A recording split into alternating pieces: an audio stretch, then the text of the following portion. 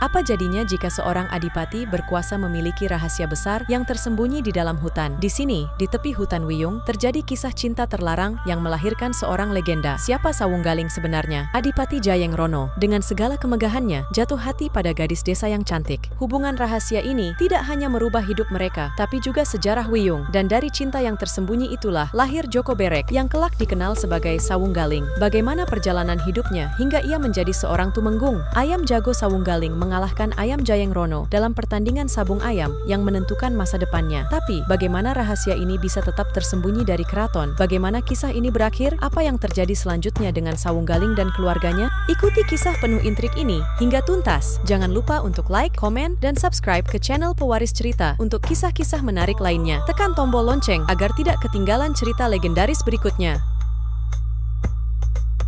Pada pertengahan tahun 1686, terjadi sebuah peristiwa bersejarah di Desa Lidah Wetan, pinggiran Kadipaten Surabaya. Rombongan Adipati Surabaya, Raden Mas Jayengrana, yang menunggang kuda, singgah di desa tersebut. Saat itu, daerah ini masih berupa hutan dan rawa-rawa yang terletak di dekat aliran Kali Brantas, anak sungai yang dikenal sebagai Kali Surabaya. Ketika tiba di Desa Lidah Wetan, Jayengrana dan rombongannya berhenti di depan rumah Kepala Desa Wangsadrana. Didampingi oleh penasehat Kadipaten, Arya Suradireja, Jayengrana masuk dan beristirahat di rumah kepala desa, sementara para pengawal tetap di luar, menjaga kuda-kuda mereka dan berinteraksi dengan warga desa. Pada jamuan makan siang, Jayengrana dan Arya Suradireja dilayani oleh anak semata wayang kepala desa, Rara Blengoh, yang saat itu berusia 19 tahun.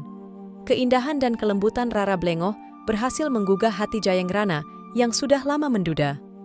Paman Arya Suradireja dan Wangsadrana yang melihat reaksi Jayengrana menyadari gejolak hatinya. Meskipun masih terbayang akan mendiang istrinya yang telah melahirkan 5 orang putra, hasrat Jayengrana untuk meminang Rara Blengoh tak tertahankan. Melihat kegelisahan Adipati, Wangsadrana berpura-pura tidak menyadari dan meninggalkan rumah. Pada momen inilah, Jayengrana mengutarakan keinginannya kepada Arya Suradireja untuk meminang Rara Blengoh. Lamaran tersebut kemudian disampaikan oleh Arya Suradireja kepada Wangsadrana dan diterima dengan baik. Rara Blengoh pun setuju setelah diberi pengertian oleh ayahnya. Upacara pernikahan pun diselenggarakan di Desa Lidah Wetan demi menjaga perasaan 5 putra Jayengrana. Jayengrana memiliki 5 putra saat itu: Raden Mas Sawungkarna, 9 tahun, Raden Mas Sawungsari, Raden Mas Jayapuspita, serta 2 anak bungsu kembar, Raden Mas Suradirana dan Raden Mas Umbul Sangga. Setelah pernikahan, Rara Blengoh mendapat gelar kehormatan Raden Ayu Sangkrah. Meski demikian, Jayengrana tetap tidak membawa istri mudanya ke Kadipaten. Justru ia yang sering mengunjungi Raden Ayu Sangkrah di rumahnya di Lidah Wetan. Kasih sayang di antara mereka akhirnya membuahkan kehamilan Raden Ayu Sangkrah. Namun, kesibukan di Kadipaten membuat Jayengrana semakin jarang mengunjungi istrinya.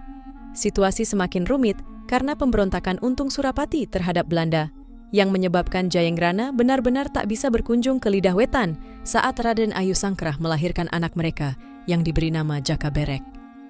Waktu berlalu dan Jaka Berek tumbuh menjadi remaja. Pada usia 17 tahun, ia meminta izin kepada ibunya untuk menemui ayahnya di Kadipaten Surabaya. Setelah mendapatkan berbagai pelatihan dan bekal ilmu dari kakeknya, Wangsadrana, Jaka Berek akhirnya berangkat ke Kadipaten dengan berjalan kaki menyusuri pinggiran Kali Surabaya hingga Kalimas. Setibanya di alun-alun Contong, ia beristirahat dan memberi makan ayam jagonya yang bernama Sigaling. Karena kelelahan, Jaka Berek tertidur di bawah pohon besar di alun-alun. Beberapa pemuda yang curiga menangkapnya dan membawanya ke Kadipaten.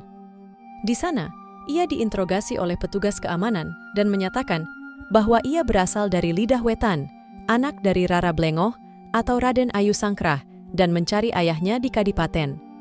Petugas keamanan kemudian melaporkan hal ini kepada Arya Suradireja. Terkejut dan teringat akan peristiwa di Lidah Wetan 19 tahun lalu, Arya Suradireja segera melapor kepada Adipati Jayengrana.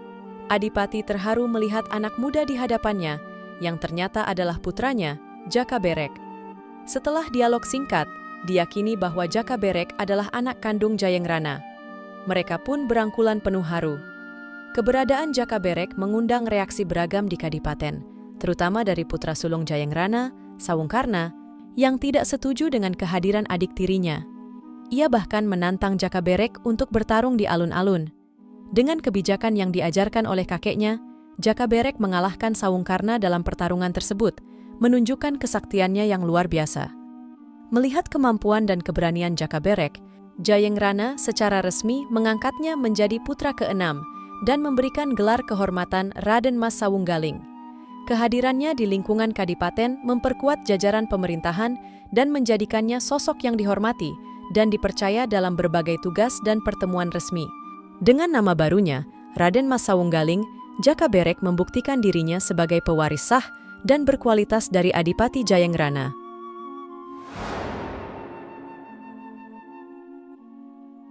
Pada suatu hari, Adipati Jayangrono terpesona oleh kecantikan Dewi Sangkrah saat melintasi desa Lidah. Setelah beberapa kunjungan, Jayangrono melamar Dewi Sangkrah melalui Raden Karyosentono. Dari pernikahan rahasia ini, lahirlah seorang anak laki-laki bernama Jakaberek, yang kemudian dikenal sebagai Sawunggaling. Sebelum kembali ke Kadipaten, Jayangrono berpesan kepada Dewi Sangkrah untuk menjaga dan mengasuh Jakaberek hingga dewasa. Ia juga meninggalkan sebuah selendang cinde sebagai tanda pengenal bagi Sawunggaling ketika nanti menemui ayahnya di Kadipaten. Ketika Jakaberek beranjak dewasa, Dewi Sangkrah memberitahunya bahwa ayahnya adalah Raden Adipati Jayangrono dan memberinya pesan untuk menemui ayahnya di Surabaya. Perjalanan menuju Kadipaten tidaklah mudah karena wilayah sekitar Lidah masih berupa hutan belantara dengan ungkapan terkenal, "Jalmo moro, jalmo mati", yang berarti siapapun yang berani masuk hutan akan menemui ajal. Dengan tekad yang kuat, Sawunggaling, ditemani oleh kakek angkatnya, Raden Karyosentono, memulai perjalanan melintasi hutan belantara. Perjalanan mereka penuh tantangan, mulai dari gangguan para penjaga hingga makhluk halus. Dua adik tiri Sawunggaling, Sawungrono dan Sawungsari, juga berusaha menggagalkan perjalanan ini. Namun, berkat kesungguhan dan bantuan dari Raden Ayu Pandansari, putri cantik yang dipercaya sebagai keturunan makhluk halus, mereka berhasil mencapai Kadipaten Surabaya. Di keraton, yang diperkirakan berada di lokasi Balai Budaya Cak Durasim saat ini, Sawunggaling memperkenalkan dirinya kepada Raden Adipati Jayangrono. Dengan menunjukkan selendang cinde peninggalan ibunya, Jayangrono segera merangkul Jakaberek, mengakui anaknya, dan memberinya nama kehormatan, Raden Mas Ngabehi Sawunggaling Kulmosostronagoro. Meskipun kisah Sawunggaling memiliki berbagai versi dan keabsahan yang tidak pasti, cerita ini tetap menjadi bagian penting dari sejarah dan folklor Surabaya, menambah kekayaan budaya lokal dengan nuansa mistis dan heroik.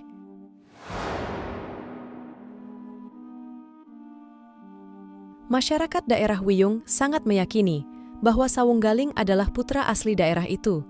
Dikisahkan, nama Sawunggaling itu berasal dari dua kata, sawang dan galing. Sawang artinya lihat dan galing berasal dari kata aling atau terhalang. Jadi artinya penglihatan yang terhalang. Singkat cerita, Adipati Jayangrono yang hidup bahagia dengan anak istrinya di Kepatihan, sebagai kepala pemerintahan, ia sering melakukan perjalanan keliling. Hobi dan kegemaran Adipati Jayangrono adalah pergi berburu ke hutan.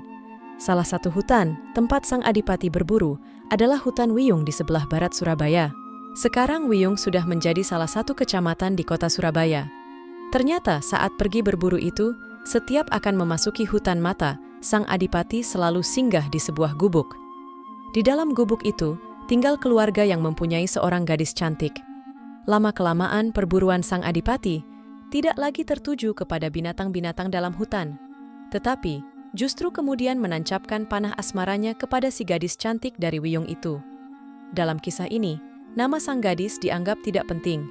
Yang jelas, gadis ini merupakan kembang desa dan primadona di kampung pinggir hutan itu. Dari kunjungan tidak rutin, itu terjadilah hubungan rahasia antara sang Adipati dengan gadis Wiyung ini. Hanya para pengawal dan mungkin sebagian warga desa yang mengetahui permainan asmara kedua insan ini. Si ayah dari putri desa ini pun tidak menghalangi anaknya dipacari orang kaya, dan mungkin pada mulanya si ayah pun tidak tahu kalau pria itu adalah Adipati Jayangrono. Perselingkuhan sang pejabat ini memang sangat rahasia, sehingga sama sekali tidak bocor di keraton. Keintiman sang adipati dengan gadis Wiyung itu akhirnya mendapat restu ayah si gadis. Jadilah gadis desa itu istri simpanan sang adipati. Dari perkawinan itu lahir seorang anak laki-laki yang diberi nama Joko Berek dan di kemudian hari dikenal dengan nama Sawunggaling. Demi menjaga keutuhan keluarga keraton, Adipati Jayengrono melarang Sawunggaling dan keluarganya ke wilayah keraton. Nasihat sang ayah ini benar-benar dipatuhi Sawunggaling maupun ibunya. Sawunggaling tumbuh menjadi remaja dan dewasa. Salah satu kegemaran Sawunggaling adalah memelihara ayam jago dan sering mengikuti adu ayam di kampungnya.